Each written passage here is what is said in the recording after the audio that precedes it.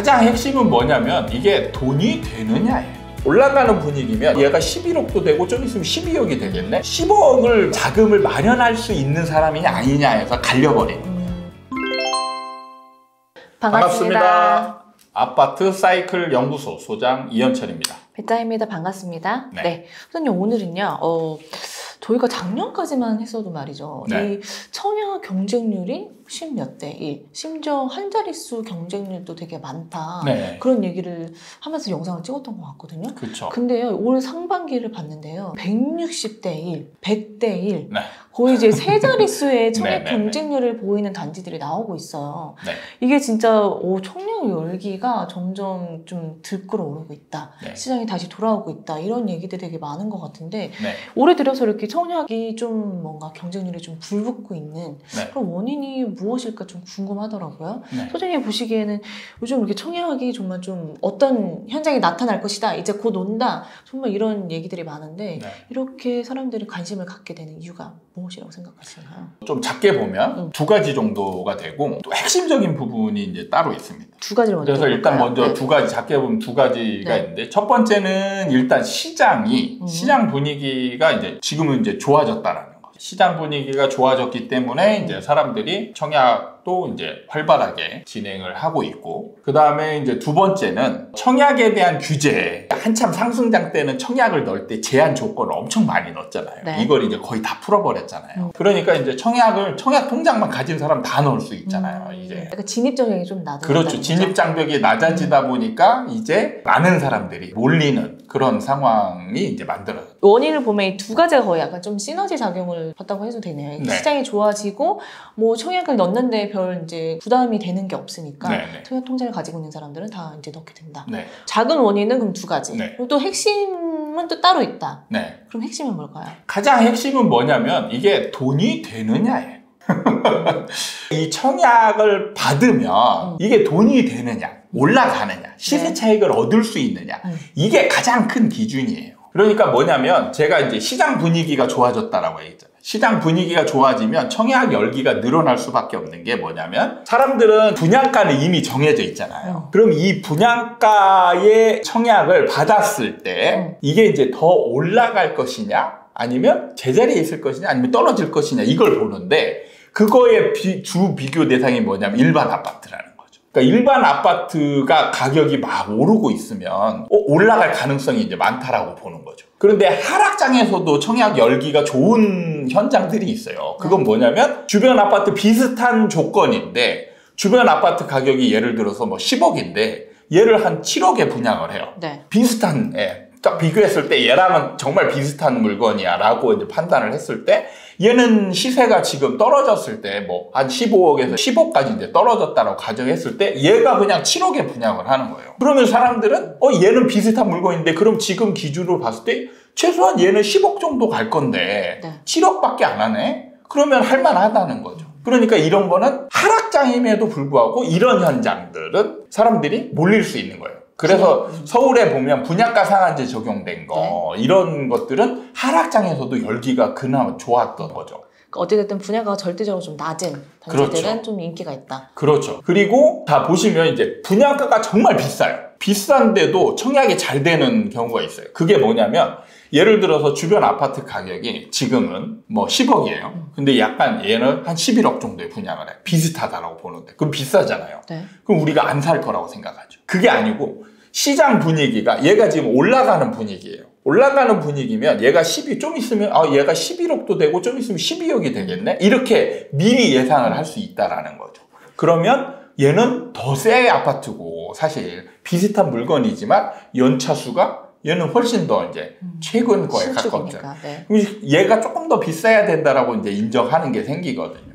그러면 얘가 12억 되고 13억 될 것 같으면 지금 11억이지만 지금 비교했을 땐 약간 비싸지만 앞으로 2년, 3년을 바라봤을 때 얘는 한 15억도 갈 수 있겠네. 이렇게 예상하면서 이제 들어가는 사람들이 많아지는 거죠. 그러니까 이렇게 보면 지금 제가 초입 부분에 말했던 뭐 100대 1, 160대 1 네. 이런 경쟁률을 보인 아파트 분양가를 보면요. 네. 결코 낮지 않거든요. 네.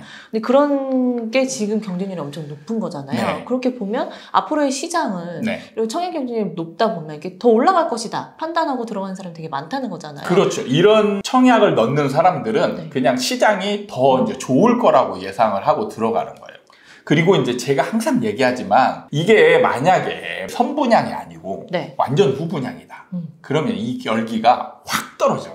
선분양은 들어가는 돈이 작잖아요. 그러니까 중간에 이제 팔고 나오거나 전매 제한도 이제 대부분 많이 풀렸잖아요. 네. 전매 제한 풀렸으니까 팔고 나오는 생각을 하는 사람들이 많이 들어간다는 얘기죠. 근데 어쨌든 소장님 처음에 말씀하신 핵심이 돈이 되느냐 이거를 보고서는 사람들이 선택을 한다는 건데 네. 후 분양이어도 지금 시장이 좋아지고 있고 돈이 더 붙을 거라고 생각하면 그래도 사람들이 많이 달려들 것 같은데 네. 그건 또 다르다는 건가요? 그게 규모가 다른 게 후분양이면 등기까지 쳐야 되잖아요. 등기까지 치려면 예를 들어서 10억짜리를 분양을 한다. 그러면 여기서부터 이제 레벨이 정해지는 게 10억을 자금을 마련할 수 있는 사람이냐 아니냐에서 갈려버리는 거예요. 자금 규모가 달라지는 거네요. 그죠. 근데 선분양일 때는 10억이 아니어도 돼요. 1억만 있는 사람도 충분히 청약을 넣을 수 있잖아요. 네. 3년 뒤에 입주까지 갈 생각이 없는 사람들도 넣을 수 있잖아요. 전매 제한이 풀렸기 때문에 내가 중간에 조금만 먹고 빠져나와도 이 사람은 돈을 버는 거잖아요. 네. 예를 들어서 후분양일 때는 10억을 마련할 수 있는 사람들만 들어갈 수 있다라면 선분양일 때는 10억을 마련할 수 있는 사람 플러스 그냥 상승일 거라고 생각하는 사람 다 들어갈 수 있는 거잖아요. 훨씬 더 많이 붙는다는 거죠. 그러면 어찌됐든 지금 경쟁률이 지금 선분양으로 해도 많이 지금 된 거잖아요. 네. 이런 경쟁률이 좀 높아지고 그러면 일반 시장에도 좀 영향을 미치지 않는 거냐, 좋아지지 않을까 네. 이렇게 좀 예상하시는 분들도 많을 것 같은데 네. 소장님은 어떻게 보세요? 자, 여기에서 이제 잘 봐야 될 게 선호 관계. 어떤 게 힘이 더 세냐. 이걸 봐야 돼요. 그래서 이게 방향이 같을 때는 서로 힘의 우월을 따질 필요가 없어요. 방향이 같으니까. 그래서 지금 같은 경우가 일반 시장도 상승하고 청약 경쟁률도 좋아지고 시너지가 생기는 거죠. 네. 그래서 청약 열기가 생기면 일반 시장도 약간 견인하는 이제 그런 느낌이 생겨요. 그래서 방향이 같을 때는 같이 시너지를 내는 거예요. 문제는 이제 방향이 다른 이제 상황이 벌어질 때, 네. 그러면 어떤 게 힘의 우위가 있느냐를 따져봐야 되는 거예요. 청약 열기 때문에 시장이 계속 상승할 것이다 라고 보는 거는 뭐냐면 이 청약 시장, 이게 힘이 더 센 걸로 보는 거죠. 일반 시장보다 청약의 시장이 더 크다. 네. 근데 그렇지 않아요. 일반 시장의 비중이 전체 매매 시장의 비중을 봤을 때 70% 이상이에요. 그리고 청약 시장이 차지하는 비중은 10%에서 20%밖에 안 돼요. 그래서 일반 시장이 실제로 주도하고 있는 거예요. 그래서 만약에 청약 열기가 좋은데 그냥 시장이 자연스럽게 그냥 하락으로 전환됐다. 그러면 청약 열기는 바로 죽어버려요. 그러니까 선호 관계를 봤을 때 일반 시장이 먼저인 거네요. 그렇죠. 일반 시장의 힘이 훨씬 크다. 그래서 일반 시장이 흐름이 어떻게 되느냐. 그러니까 청약 시장 열기가 좋다라고 해서 일반 시장이 꺾이지 않고 계속 가느냐? 절대 아니라는 거예요. 근데 지금의 같은 방향이어서 좀 시너지가 많을 텐데 네. 어찌됐든 그렇게 시너지가 많아서 큰 힘을 가지고 있어도 일반 시장이 돌아서 버리면 예, 청약 시장은 그냥 이제 그 시장을 따라가게 돼 있어요. 그래서 시장이 하락으로 돌아서면, 그래서 여기서 이제 의문이 드는 게 청약 열기가 이렇게 좋은데 시장이 하락으로 갈 수 있느냐 네. 여부인 거죠. 갈 수 있어요. 그게 바로 2021년 같은 상황이에요.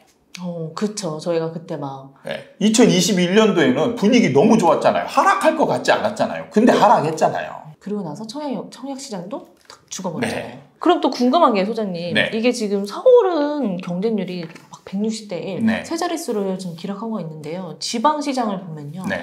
청약 경쟁률이 0.6대 1, 네. 0.3대 0.3대 1, 네. 너무너무 분명하게 차이가 나요. 네. 이건 또 왜 이렇게 다른 걸까요? 자, 이걸 볼 때 이제 제가 이제 말했던 요인들, 이런 것들을 잘 분석을 해야 되는 게, 네. 어떤 분들은 이게 이제 정부가 전매 제한이나 뭐 청약 기준을 풀어서 라고 얘기를 하는 분들은 여기에서 이제 틀리게 되는 거예요. 그러니까 그쵸. 지방이 지방은 더 오히려 도권이 더 약하면 약했지. 네. 그런데 지방은 지금 하락하잖아요. 그러면 이게 주된 요인은 아니라는 거죠. 그럼 주된 요인은 시장이라는 거죠. 시장이 그러니까 시장이 지금 상승 분위기인 데는 청약 열기가 좋지만 지금 뭔가 분위기가 살아나지 않고 약간 하락 분위기를 유지하고 있거나 이런 데들. 그러니까 여기서 핵심은 뭐냐면 돈이 되느냐 여부. 상황마다 시장이 좋든 안 좋든 또 분양은 분양가라는 게 또 다르게 정해지잖아요. 분양가가 어떻게 나오느냐에 따라서 현장 분위기가 완전히 다르거든요. 그래서 결국에는 뭐가 핵심이냐? 돈이 되느냐 여부예요. 시장이 좋은 것도 돈이 될 거라고 보는 거죠. 근데 시장이 안 좋을 때도 돈이 될 수 있는 물건들은 있다라는 거예요. 근데 시장 분위기가 좀 좋은데도 돈이 안 될 것 같은 물건은 또 있어요. 복잡합니다. 예. 네. 그러니까 핵심은 뭔가 가장 줄기를 관통하는 핵심을 찾을 줄 알아야 돼요. 그 가장 핵심은 뭐냐면 청약을 들어가는 사람들의 핵심은 이게 오를 거냐 이걸 본다는 얘기예요. 그 오를 거냐를 판단했을 때의 기준은 일반 여러 시장? 가지. 그러니까 여러 가지. 그러니까 일반 시장 분위기가 막 살아있으면 좀 비싸도 올라가지 않을까. 네. 근데 살아있는데도 불구하고 너무 비싸. 그러면 또 안 사. 그러면 안 사는 거죠. 그리고 일반 시장이 좀 주춤해도 분양가가 절대적으로 너무 낮다. 네. 그러면 또 이 현장은 난리 나는 거예요. 근데 지금의 지방 시장은 어쨌든 일반 시장도 네, 살아나고 있지 분위기가 않아요. 그렇죠. 그런 상황에서 분양가도 이제 싸지 않은 그런 상황이라는 거예요.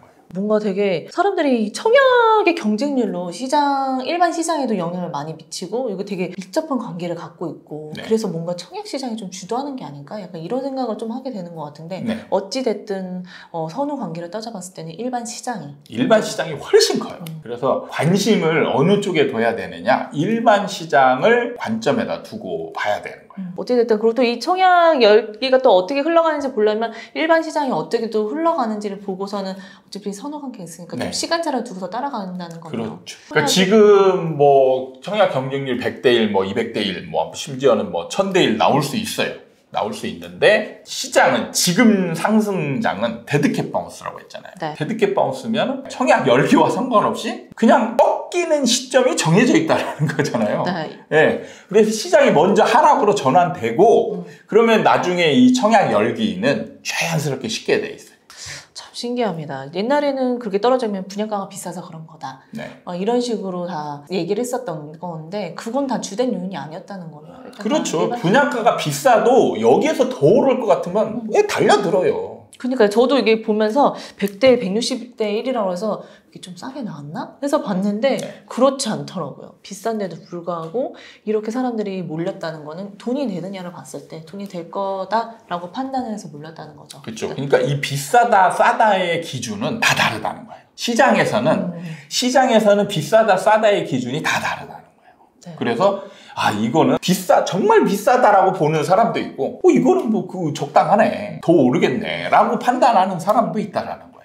그러니까 이게 가격이 되게 다 주관적으로 다가온다는 게 참 네. 신기한 것 같아요. 네.